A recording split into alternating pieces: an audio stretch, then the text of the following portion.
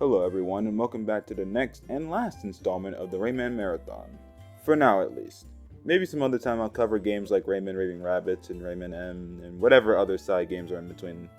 Today though, we're going over a very popular duo of games in this series, that being Rayman Origins and Rayman Legends. I didn't play Rayman Origins when it first came out because I was a kid and had no money, but I played it extensively through demos and one day got the game on the 3DS and played a lot of it there. I then bought it on the Wii and played that version of the game even more, and since those days I gave that away, but probably due to my mom saying I have too many games. She was right. Legends, however, I did play at launch. I even have my original Wii U copy right here. For this video though, I'll be looking at the most recent release of Legends on the Switch, as that's probably the version people default to nowadays, besides maybe the PC or PS4 version. Origins, however, was played and recorded on PC though, as there were no versions released on current gen consoles as of the time of this video. Seeing as Origins came out first, I'm going to start with that game. So up front you might be wondering, why are you skipping from Rayman 3 all the way to Rayman Origins? I mean, the prior came out in 2003 while the other came out in 2011. To put it simply, after Rayman 3 came out, 3 years later we were supposed to get Rayman 4, but this ended up turning into Rayman Raving Rabbids, a party game for the Wii that I've simply never played, and don't really consider to be a mainline Rayman game. There's plenty of evidence to back this up, but the biggest one being that recently a beta build of Rayman Raving Rabbids under the name of Rayman 4 was dumped onto the internet, and you can see all the old ideas that were present in that beta build. There's plenty of information about it online that you can look up, but whenever I actually do talk about Rayman Raving Rabbids, I will go into more detail about this. I personally just see Rayman Raving Rabbids as just a minigame collection that has Rayman's name on it for sales, nothing more, nothing less than that. Although, when the Rabbids got popular and took off, well, you know the rest. Outside of this, the only other games we had were GBA or DS ports of the console games, and some spin-offs like the aforementioned Rayman M. So, for these reasons, I'm jumping straight to Origins. I'll definitely cover that stuff some other time though, maybe in a Rayman spin-offs retrospective or marathon or whatever I want to call it. Rayman Origins itself has an actually interesting development history, as the game has undergone several changes in the development that you can actually see in the trailers. I remember watching this one with Batilda creating Rayman and wondering why this cutscene wasn't in the original game. Unmanageable. Oh. An utter loss of face for the magic people. Regardless though, looking at these old trailers, you get the idea that they were trying to tell an actual narrative here about Rayman's actual origins and how he met Globox and stuff. Which sounds really cool, but when you actually play the game, the story and the tone is nothing like this, so what happened? Well, Rayman Origins began developing in 2008, with a small team of only about 6 devs, drawing inspiration from what was popular at the time, that being Little Big Planet and New Super Mario Bros. Wii. This inspiration still shows in the current game we got, as Rayman Origins, and to fast forward a bit, Rayman Legends, can be played with up to 4 people simultaneously. For this video I went on this adventure solo, however I do have some multiplayer footage in my Legends playthrough, but for the most part I was by myself. After a year of development, the game was shifted over to Ubisoft Montpellier and now had over 100 devs of manpower, which is what the game definitely needed. Michel Anto is back at the helm as well, as he hadn't directed a Rayman game since Rayman 2 in the late 90s, but now is the director of this game and Legends as well. Development went on, and originally the game was going to be an episodic release in which Michel Anto said, "Fuck that, we're making an actual sequel to Rayman 3, don't fuck with my baby." The initial narrative tone of the game was that it was going to be this origin story for Rayman, but that was soon dropped in favor of just being a continuation of Rayman 3. Which kinda sucks, as I was interested to see how Rayman was made, even back then, and it's not like the story they went with for the actual release was all that interesting either. Retail Rayman Origins has barely any plot to work off of in the beginning, and just shows Rayman and his crew chilling out on a tree making a lot of noise, which thanks to a microphone planted in their house, makes their slouching unbearably loud for the residents of the Land of the Living Dead. Particularly his grandma that gets upset and immediately jumps to just beating the shit out of Rayman and his friends and locking them up. They tried to frame this as an even fight, but nah, they fumbled the bag. I guess Rayman has been slacking since Rayman 3 and all of a sudden can't throw hands anymore. Anyways, almost immediately you break out of your cage, and this guy, who at the time I'm writing this script I forgot the name of because how little he has to do with the plot or is mentioned. I believe he's having nightmares due to these things called Dark Toons taking over the Glade of Dreams after the scuffle that just occurred, and it's causing him to go insane. The only thing the game says to fix this is that we need Electoons, the same little guys who were in the original Rayman, and once again they're trapped in cages that you need to find throughout the levels, although in this game they're more like challenge rooms you walk into and they have a cage in them. Although you can only bust open the cage once you beat every enemy in the room. That's pretty much the rest of the game right there, finding cages and collecting yellow lumps to raise your lump count enough to get the bonus Electoons at the end of the level, all while being guided by this guy who shows up in some levels with his hat and gives you tips on how to better your playing skills in these levels. Although he doesn't seem to fully be on Rayman's side, as some things he says sets off red flags, like it being obvious he doesn't care about the hero's well-being and just wants the lums, and constantly telling you the ways to get bonus lums. Even going as far to say whether or not you get Bubble Eyes doesn't matter because either way he gets more lums. Bubble Eyes being what they call dying in this game. And Rayman never questions any of this. In fact, nobody does, because there's no dialogue in this game. That whole opening cutscene has no dialogue, and neither does the ending cutscene either, or events in the levels, outside of very few. Everyone speaks in Pigland for some reason, and seems so unconcerned with what's happening around them. Rayman doesn't care that the world could be in danger, he just wants to ride around on mutant mosquitoes and sit punch in Gorman Land. That initial plot that they were going for in the trailers would have definitely been more interesting, but instead they chose to focus purely on the gameplay and making as fun of a game as possible. And did they achieve that goal? This has gotta be one of the most fun Rayman games they have ever made. It's not even close, and it gets even better in Legends, but we'll get there later in the video. The way Rayman feels to control just feels so good. It's so fluid and bouncy, and one of the only platforms you can play where you don't feel like you need to use the D-pad. Somehow, the analog stick feels perfectly natural in this. Not to mention the gameplay loop is fun and addicting. I described it a bit earlier when I said you find cages in the levels to free the electrons, but along with that, every level is this game of bouncing off enemies in a certain way to get the most lums, and finding hidden lums as well. Some platforms or bounce buds have bevels on them indicating that they have extra lums in them, and using the slam attack releases all the lums in one go, so you don't have to individually make them come out. I haven't even mentioned the power-ups yet. When you first start the game off, Rayman can't do anything except run and jump, and that's all. But once you find Patilla the fairy, who seems to have gotten noticeably meatier since Rayman 1, you can see that she's trapped and you need to chase after her in this thing holding her hostage. Once you free her, she gives you the power to attack, and this opens up the game's move pool and movement options by a lot. Obviously, you got your basic attacks like your horizontal and vertical punches, and your charge attack, which feels just orgasmic to land. Nice. But you also get another move that you can do while running, the dash attack. This move is so good. It builds up speed, and if you jump right after, you can carry the momentum from the attack and launch yourself pretty far. Combine this with a slope or even just simply rolling when you land and then jumping again, and you can get some insane speed and move through these levels at a record pace. Really good for those time trial electoons where you need to reach this flag in the level under a certain time limit. One time requirement being for an electoon and another one for a trophy. This single thing is one of the many reasons why I love Rayman Origins so much. It allows for speed, but also because you still have a pretty good amount of control over yourself, you're able to start and stop in the air if needed to nab things like skull coins, which give you more lums, or beat a formation of enemies, or just slow it down and do some platforming. It's the perfect movement for a modern 2D Rayman game, and that's just after one power-up. The only other power that's familiar from the old games in Origins is the flight ability. This adds even more to your movement abilities as you can now use the glide you get from this fairy to keep your momentum in the air and carry you forward. It's also another way of stopping yourself from being flung into something if you made a bad dash jump. It's pretty useful. Every other ability in Origins is a spin on an old ability like changing sizes and swimming, or totally new ones like the ability to run on walls. All of these moves are great in this game, and one reason why that is because of the level design. Simply put, Rayman Origins has some good-ass levels that progressively get more difficult as this game continues. The first few worlds are fairly easy, but ramp up as you get closer and closer to Mystic Peak. Before you can even enter this world though, you have to do this pretty cool minigame that involves these NPCs that look like Glowbox if he was a monk. Don't be fooled though, these motherfuckers got hands.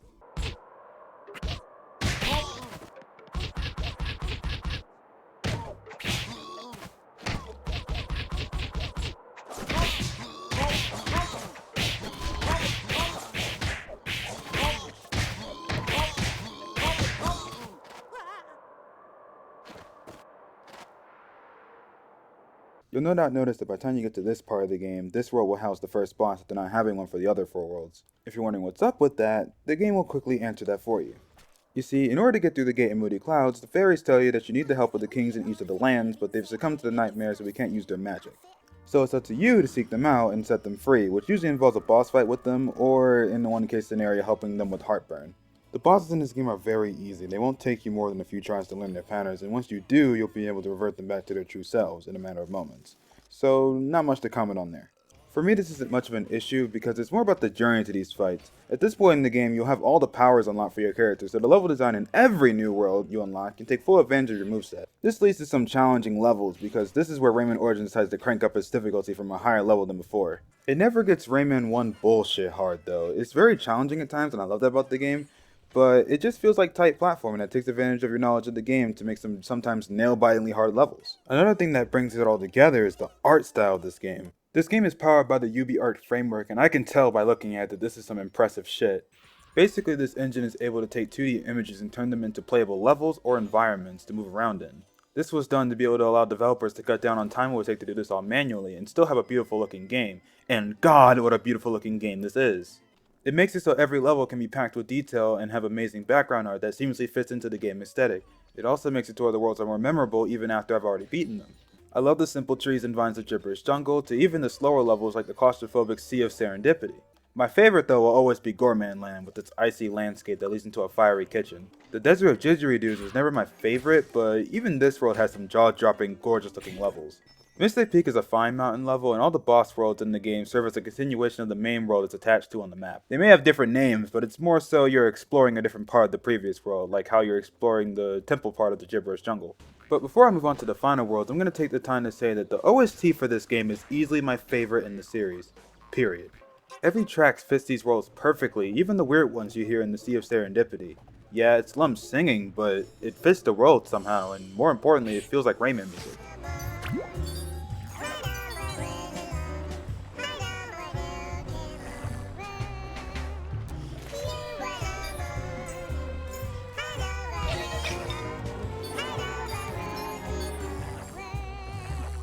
I love these Mosquitoes levels as music as well.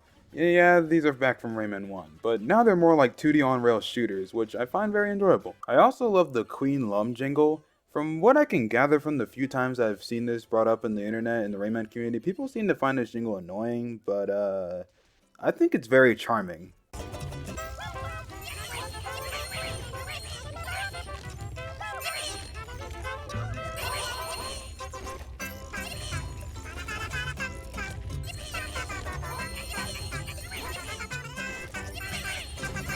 Overall, Rayman Origins is a bunch of bangers in its soundtrack, and I recommend you guys give it a listen. Anyways, after you beat all the kings and neutralize them, you come back to the Mystic Peak, and the kings are all present. You open the gate in the movie clouds, and you get to the final world. After a few fairly challenging levels, you get to the last level, the reveal. You walk forward, and it's revealed that...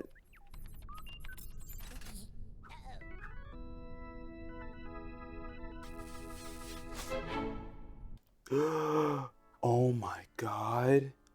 This nigga hates stars!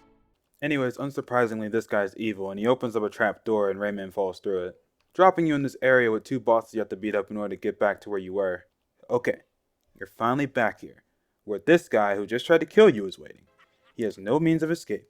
Surely Rayman and his friends will jump the fuck out of him.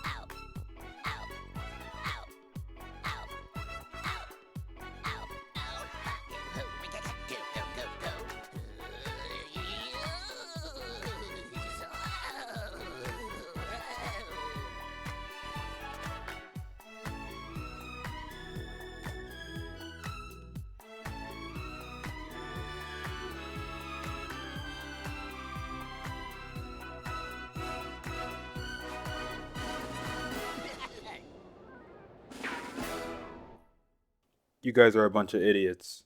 After he makes his escape, you follow him through this admittedly tough platforming level. Like, holy shit, this gave me a lot of trouble when I was younger. But even now, this was kind of tough to get through.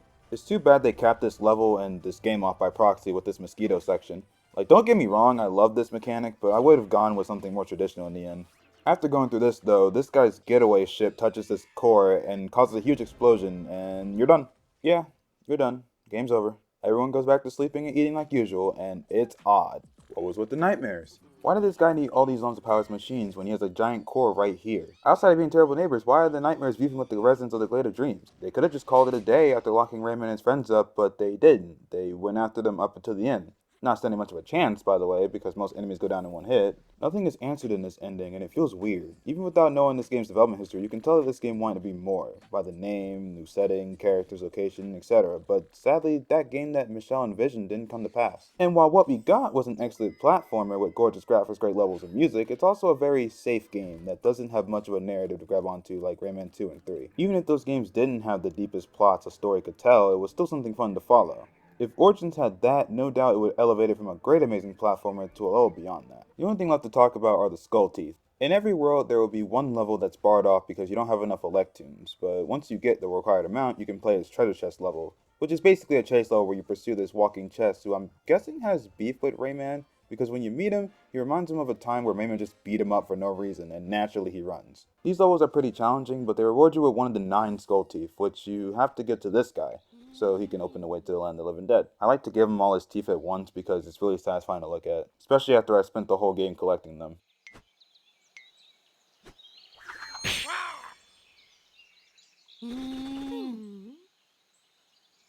The actual level for the Land of the Living Dead is a series of rooms with no lumps and just raw tough platforming until you get to this thing, which once you defeat it, it turns into another fairy sister, and then the game once again ends without explaining any of that.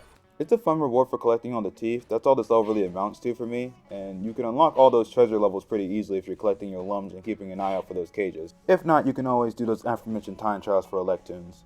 To my knowledge, the trophy you can earn from these don't unlock anything, but the extra Electoons can be used to unlock character skins that you can select from the later dreams, so if you want those, you're gonna have to get all the Electoons. And that's it for Rayman Origins. Overall, after revisiting this game, I enjoyed the moment-to-moment gameplay and the soundtrack is my favorite in the series, but felt like the story wasn't fleshed out at all, and while that was definitely the intention to play it safe with this one, I think there would have been no harm in taking some extra time to make a better plot. But hey, the game received critical acclaim, and despite not selling too well, apparently this game only sold 50,000 copies in the first month in the US, the game got a sequel almost 2 years later, that being Rayman Legends, so let's talk about that. This section won't be as long as the Origins section, as Rayman Legends is one of those games where if you like the first one, you'll definitely like the sequel. These games play very similarly, although Legends has better controls due to the new physics engine, which just makes the already good controls of the first game even better. And due to the hardware jump to the Wii U, the game looks gorgeous, and when it was later ported to current gen consoles, it looked even better. But aside from the visuals, Rayman Legends is just more Rayman Origins, and the same issues I have with the Origins plot I have here. They played it safe once again with the game's plot and just decided to have a basic story that's just here to set up some sort of antagonist to give us reasons to run through these levels. This time the plot is even shallower than the first game, if you can even believe that. The nightmares are multiplying, spawning new demons, and the Dark Teensies dudes are back, but there's 5 of them now. I'm guessing that's maybe due to the nightmares multiplying in this game, or maybe he cloned himself, but regardless, that's it. The Bubble Dreamer, that's his name by the way, tells Murphy to wake up Rayman to stop the Dark Teensy guys, and from there you just go. Already, I at least prefer Origins' opening cutscene because it was packed with charm, but this one doesn't really hit for me. There's nothing really memorable about it, besides Murphy and this guy having a conversation, and Murphy hitting Rayman awake. Murphy himself didn't even have much character until Rayman 3, because in 2 he was a tutorial, and in Origins he only shows up if you die too many times. In this game, he doesn't speak or have any interaction with the Bubble Dreamer in the opening to make it really memorable, unlike the Rayman Origins opening, which stays in my mind rent-free. But once the game starts, it's Rayman Origins again, but with way better graphics. Seriously, this game looks gorgeous at times. And the same solid level design that I enjoyed from the first game.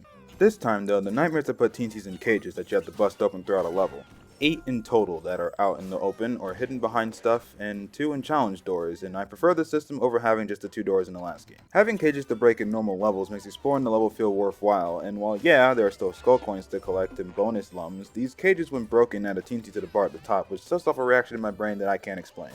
This change also means that there's more time where you're actually exploring the levels and doing challenge doors, which would mean you have to, break the pace and go beat up a bunch of enemies to get a cage.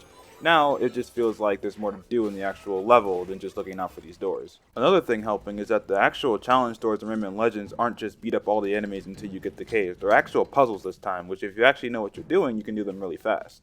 This means overall, Rayman Legends has a better sense of flow and pace compared to Rayman Origins. Even though Origins is still good, this was way better. These teensies are used to unlock other levels and other worlds in this game, and you can unlock a lot of things at once if you get a lot of them, which I can see for a new player how that could be overwhelming. But here's the thing about Rayman Legends. In Origins, you couldn't move on to the next world until you beat the levels in the prior one, giving the game a linear progression towards the final world. In Legends, you can unlock another world midway through the one you're playing and choose to do that instead. You have all your abilities from the first game unlocked, so there's nothing stopping you from playing them out of order. There's also no story in between the levels, so it's not like playing out of order will change things very much. The only levels with cutscenes are the chase levels, where you save this teensy girl or outrun a huge enemy.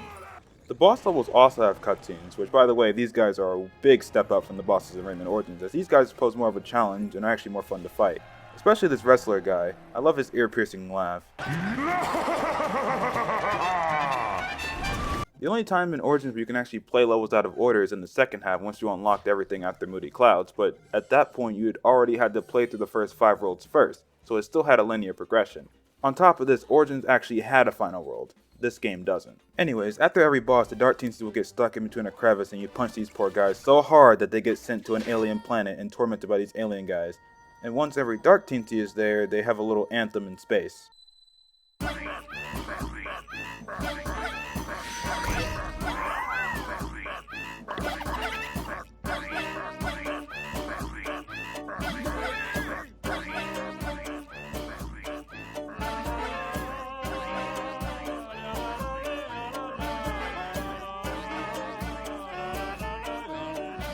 But that's it. There's no boss in this game that feels like a true final boss. You just reach the end of a world and fight its boss, and then afterwards celebrate with these music levels, which are admittedly pretty fun, but at the end of the final world you choose to do after the boss, the credits roll, and that's it. Meaning that there's not even a final cutscene like in the first games, to at least give a sense of accomplishment that you beat the game. Legends somehow has less story than Origins, and while Origins' story I felt like needed to explain some loose ends, Legends' story should have added more details explaining things in general, like the gallery and the paintings, and why the Nightmares even want to kidnap teens in the first place. It's another game where the focus is purely on the gameplay rather than striking a balance, and including a decent plot in there as well. As far as gameplay goes though, yeah, Rayman Legends is a step up from Origins in a lot of ways, like visuals and controls and playable characters. Seriously, there are a lot of playable characters to play as in this game. All of them are unlocked by collecting a lot of lums, which no longer give electrons anymore, they just give you these trophies that increase your level of awesomeness, which, unless you're playing on PlayStation or Xbox and want the achievement, doesn't really mean much unless you're just really trying to show that you're the best at Rayman in the leaderboards in this game. Which, speaking of that, this game is online. One thing they added to add replay value to the game is that you can go online and run these challenges with other players online. Well, it's more like you get to see their ghosts and see how well you're doing in comparison, but not gonna lie, it's nice imagining an online Rayman game where all these guys are just actually here with me in real time, but that's just me. The challenges are split into daily challenges, daily extreme challenges, weekly challenges, and weekly extreme challenges, and depending on how well you do determines what trophy you get at the end of them. The tiers being bronze, silver, gold, and diamond, each of which increases your awesomeness rank at a set amount. Overall, it's fine. I used to play this a lot, but haven't touched it since I got that painful platinum trophy that requires you to play this shit for like 5 months. Yeah, I actually did that. The challenges vary from endurance challenges to speedruns, which are all fun, but I don't find myself visiting this mode often anymore. Although, to go back a bit, the level of awesomeness actually does do something. It bars you off from playing certain challenges unless you're a certain rank, which I didn't know that because I don't usually fuck with this mode unless I actually beat the game first. So, yeah. Besides that, there's the Back to Origins levels that are just select levels from every world in Origins, complete with new teensy cages added into all the ones that they chose to shake them up a bit. I just played Origins, so I didn't spend much time on these.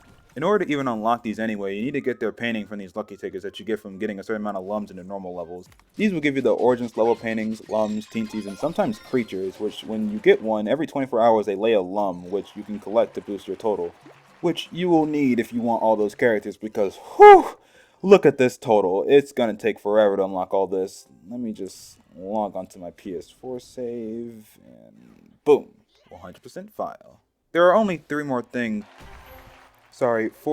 that are left to talk about. Kung Foot is a minigame in Legends that involves kicking this soccer ball around while using the game's physics. It's fine when playing with just a CPU, but from my experience, pretty fun when you're actually playing with another person. Murphy's Touch is a weird mode included in the Definitive Edition. I haven't actually talked about the main gimmick of this game, and that's Murphy.